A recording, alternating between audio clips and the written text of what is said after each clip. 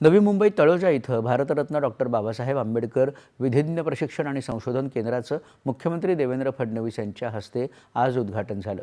वकील, तरुण अधिवक्ते आणि विधी विद्यार्थ्यांसाठी विशेष प्रशिक्षण, मार्गदर्शन आणि कायदेशीर संशोधनाची सुविधा या केंद्राद्वारे उपलब्ध करून देण्यात आली आहे। महाराष्ट्र आणि गोवा बार काउन्सिलच्या माध्यमातून या केंद्राची उभारणी करण्यात आली आहे। कायद्याचं पुस्तकी शिक्षण आणि त्याचा प्रत्यक्ष अनुभव यात मोठं अंतर आहे। शिक्षणानंतर सातत्यानं स्वतःला अद्ययावत करणं हे वकिलांसाठी महत्त्वाचं असतं। त्या दृष्टीनं हे केंद्र महत्त्वपूर्ण भूमिका बजावेल असा विश्वास मुख्यमंत्र्यांनी व्यक्त केला।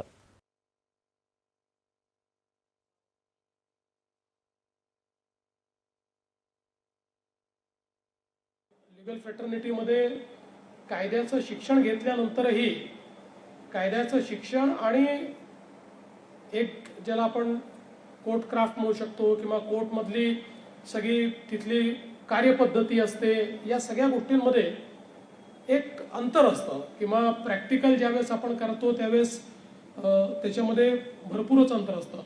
ज्यांनी कायद्याचं शिक्षण घेतलं त्यांना बऱ्यापैकी माहिती असतं, इतरांना तर वकिलाचं काम हे हिंदी पिक्चरमध्ये पाहतात तसंच वकील वागतात अशा पद्धतीनं अनेकांना वाटत असतं। पण त्याच्यामध्ये आणि सत्यतेत खूप फरक आहे आणि तो फरक हा योग्य पद्धतीनं समजलाही पाहिजे आणि आपल्या एकूण पद्धतीत, कार्यपद्धतीत गुणवत्ता आली पाहिजे। या दृष्टीनं अशा प्रकारची अकॅडमी ही अत्यंत महत्त्वाची आहे। नव्या तंत्रज्ञानाला प्रोत्साहन देणं, त्या माध्यमातून कायदा क्षेत्रात कौशल्य वृद्धी करणं, कायदे अधिक मजबूत आणि लोकाभिमुख करण्यासाठी संशोधन करणं या दृष्टीनं केंद्राचं महत्त्वाचं योगदान राहील असं ते म्हणाले। मुख्यमंत्र्यांनी यावेळी दिवंगत नेते अजित पवार यांना आदरांजली वाहिली। पवार यांच्या कामाप्रती असलेल्या निष्ठेचा आणि प्रत्येक क्षेत्रात बारकाईनं लक्ष घालण्याच्या गुणांचा त्यांनी आवर्जून उल्लेख केला। उपमुख्यमंत्री अजित पवार यांच्या अकाली निधनानंतर